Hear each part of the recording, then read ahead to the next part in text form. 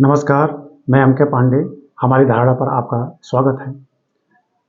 इस वीडियो में मैं आपको पुनः एक ऐसे युवक की कहानी सुनाने जा रहा हूं जो बड़ा ही आलसी था, लेकिन ऐसा समय उसके सामने उपस्थित हो गया कि वो आलसी से महासाहसी बन गया। कहानी रमेश की है, जो अपने गांव में आलस्य के लिए बड़ा प्रचलित था। लोग उसको एक तरफ से उसका उपनाम ही आलसी था। उसका गांव जहां स्थित था, उसके गांव के दक्षिण तरफ से एक नदी प्रवाहित होती है, यानी नदी के बाएं तरफ उसका गांव नारायणपुर स्थित था। गांव के लोग अक्सर नदी को नाव से पार करके उस पार भी जाया करते थे, लेकिन ये इतना डरपोक और इतना आलसी था, वो कभी नदी पार करके उस पार गया ही नहीं, और उसकी उम्र लगभग 18-19 साल की थी। अब समय ऐसे निकलता जा रहा है, लोग उसको बहुत चिढ़ाते भी थे।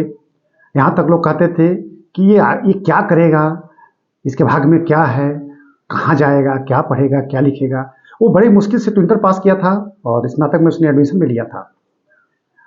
एक दिन खबर आई कि नदी के उस पार विवेकानंद ग्राउंड में एक बहुत बड़ा कार्यक्रम होने वाला है, और एक बहुत बड़ा कलाकार, एक बहुत बड़ा गायक आने वाला है। उसका प्रोग्राम लगेगा।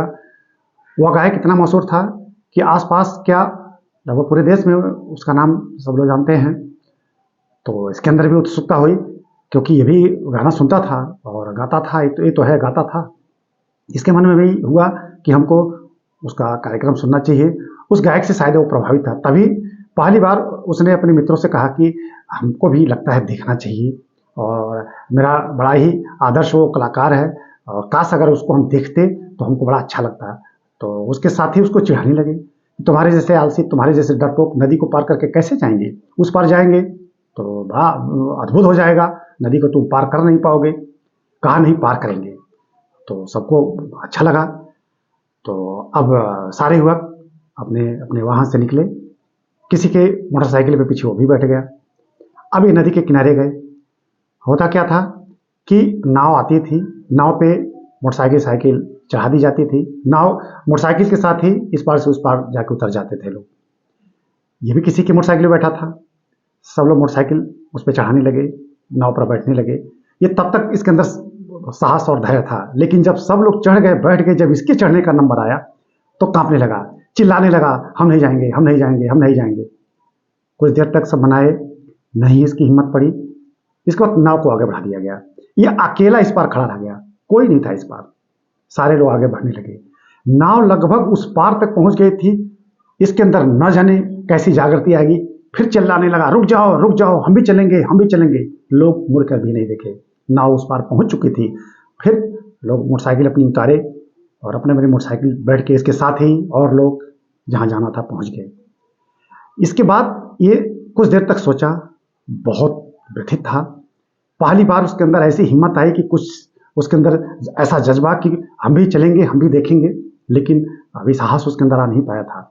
एकाएक पता नहीं कैसे उसके अंदर इतनी क्षमता, इतना साहस, इतना पता नहीं कहां से बल जाग उठा कि वो आओ न ताओ नदी में कूद गया। और नदी में कूद गया, कभी नदी में उतरा नहीं था, तैरना नहीं जानता था, लेकिन न जाने कहां का साहस, वो तैरते हुए इस पार से उस पार निकल गया। तब तक वहां इस पार बहुत सारे लोग खड़े थे, उधर से नाव का इंतजार कर रहे थे। लोग चिल्लाने लगे कि रमेश डूब गया, रमेश डूब गया, रमेश डूब गया। लेकिन रमेश के अंदर न जाने कौन सा साहस, वो नदी में कूद गया। कभी नहीं उसने तैरना सीखा था, कभी तैरा भी नहीं था। पहली बार नदी में कूदा और रमेश तैरते तैरते उस पार निकल गया। पूरा उसका शरीर भीगा हुआ था। इसके बाद वो दौड़ते हुए भागने लगा। सभा स्थल तो उसको मालूम ही था, क्योंकि पुल के रास्ते उस जगह को उसने देखा था। पुल वहां से करीब करीब 5 से 6 किलोमीटर दूर था, और उसके साथ ही उधर से न जाके इधर से निकले। चाहा होता तो पुल के रास्ते भी गया होता, लेकिन इतना आलसी कि वो घर घूम जाना उसको मंजूर था, लेकिन पुल तक जाना नहीं। लेकिन आज तो कुछ और होने वाला था। वो सभास्थल पर पहुंचा। सभास्थल पर हजारों की संख्या में लोग उपस्थित थे। जो कलाकार आने वाला था अभी आया नहीं था। भीगा रमेश जब दौड़ते हुए जा रहा है, चिल्लाते हुए जा रहा है, तो सारे लोग खड़े होकर तमाशा देखने लगे। वहां बहुत सारे लोग इससे अनजान थे। लोग जब दौड़ने लगे, ये दौड़ रहा है तो लोग देखने लगे, यही चिल्ला रहा है कि मैं ही वो कलाकार हूँ, मैं ही वो कलाकार हूँ। दौड़ते दौड़ते वो स्टेज पे चढ़ गया। स्टेज पे खड़े होकर माइक उसने अपने हाथ में पकड़ लिया और उसने गाना गाना शुरू कर दिया। कर्म क्षेत्र से भाग गया जो आगे ना बढ़ पाएगा, कर्म क्षेत्र से भाग गया जो आगे ना बढ़ पाएगा, समय निकल जाएगा आगे वो बैठा पछताएगा। वही रमेश इस गाने को न जाने कहां तक पहुंचा दिया उसने। तालियों से पूरा माहौल गूंज उठा, लोग उस कलाकार का नाम ले लेके जय जयकार करने लगे। और उसके बाद न जाने क्या हुआ होगा, रमेश कितना आगे बढ़ा होगा, अब तो आगे कल्पना की जा सकती है।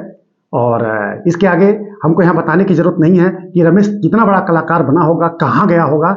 वो आप खुद जाके नारायणपुर के उस पार उस सभा स्थल को देख सकते हैं, उसके वहाँ पूछ सकते हैं और आपको खुद पता चल जाएगा कि रमेश कहाँ तक पहुँच गया होगा। यह कहानी यहीं रोकी जा रही है और आप इसके बाद अनुसंधान कीजिएगा कि इस कहानी में क्या छिपा हुआ है और रमेश को कहाँ ढूंढा जाए। धन्यवाद।